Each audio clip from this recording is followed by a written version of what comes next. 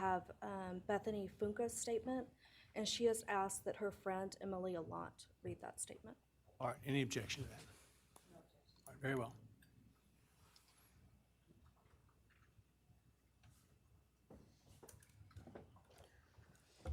Thank you, Your Honor. I'll be speaking on behalf of Bethany, and so, yeah, here it reads. My name is Bethany Funke, and I was roommates with Maddie, Kaylee, Xana, and Ethan. I not only lost some of my best friends, but I also lost a sister. Never in a million years would I have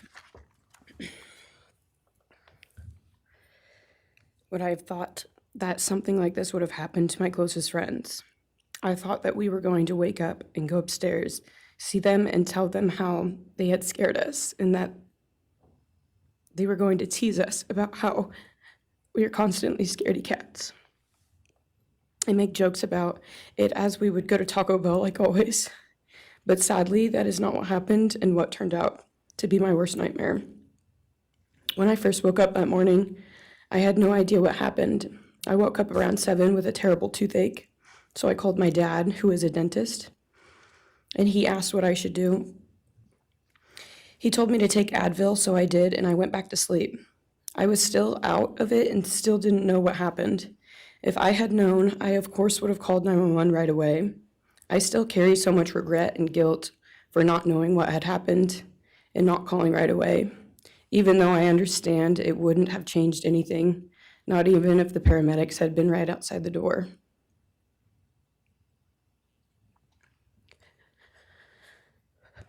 I was so frantic that morning and scared to death, not knowing what had happened. And when I made the 911 call, I couldn't even get out the words. And from then on, I don't remember a thing. It was like my brain wiped that whole memory. That was the worst day of my life. And I know it always will be.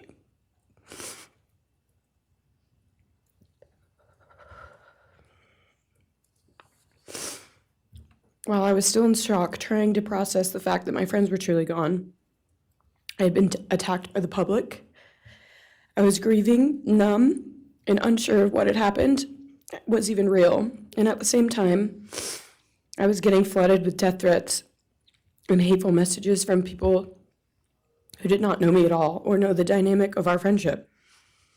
Social media made it so much worse, and strangers made up stories to entertain themselves. The media harassed not just me, but also my family. People showed up at our house. They called my phone, my parents' phones, other family members' phones, and we were chased while I was still trying to survive emotionally and grieve the loss of my friends. I hated and still hate that they are gone, but for some reason, I am still here and I got to live. I still think about this every day. Why me? Why did I get to live and not them? For the longest time, I could not even look at their families without feeling sick with guilt. I did not know what to say or what to do. I was terrified that my presence just made their pain worse, and I was still here when their kid, their siblings, and their friends, their loved ones should have been here instead. After everything happened, I was afraid to go into my own backyard or alone in my house. I was scared that the person who did this would come for me next. I was always scared that the media would try to catch me at any moment of any day, even when I was just walking around my house. I made my parents close all the blinds during the day so no one could see me even in the slightest chance. I barely left the house, and when I did, I made sure I was never alone. I slept in my parents' room for almost a year. I made them double lock every door, set an alarm, and still check everywhere in the room just in case someone was hiding. And I still check my room every night before, and I double lock it. I have not slept through a single night since this happened. I constantly wake up in panics, terrified. Someone is breaking in, or someone is here to hurt me, or I'm about to lose someone else that I love. The fear never really leaves. For a long time, I could barely get out of bed. But one day I realized I have to live for them. They did not get the chance to keep living, but I do, and I will not take that for granted. So now every day I remind myself to live for them, and everything I do it with them in mind. I am still scared to go out in public, but I force myself to do things because I know that they would want me to keep living my life to the fullest. I am beyond blessed to still be here, and I refuse to take that for granted when they did not get a chance. Our house was not just a house, it was a home. It was where we laughed till we couldn't breathe, make meals, did crafts, binge watch reality shows, played games, and spent lazy days on the couch. It was movie nights, wine nights, morning debriefs, pranks, hot chocolate, cookies, and warmth. I will cherish those memories forever, and I will not let what happened erase how special our home was or how much those memories meant to me. Now I would like to share some bits and pieces of who they were as people and some of the memories that we shared. One of my favorite memories was Halloween, and we all went to Sigma Chi. But instead of partying, we just sat in an apartment, talking and laughing all night long. I do not think I've ever laughed that hard in my life. We did not care about the party, we were just happy to be with each other. Xana was 1 in a million. She was the life of the party.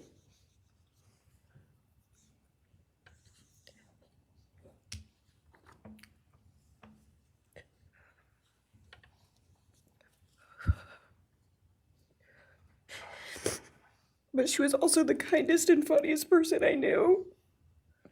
Everyone loved her because she made everyone feel so loved.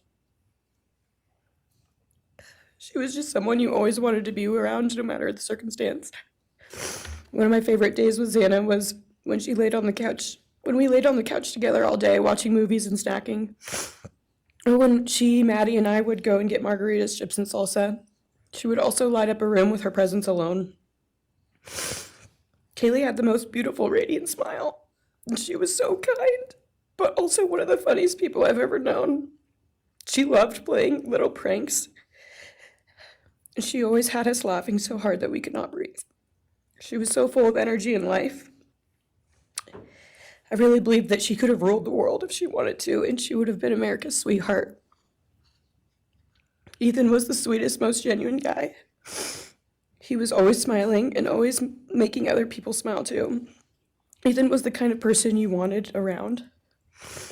He was so kind and easy to talk to and just so fun. And the way he cared for Xana was truly something to admire. And really was proof that storybook love and true romances really do exist. It was not only obvious to me, but everyone that was around Ethan and Xana that they were absolute soulmates. Maddie was not only one of my best friends, but she was the older sister I would have always wanted. There was no one I looked up to or admired more than Maddie. She was truly a ray of sunshine, and everyone was drawn to her.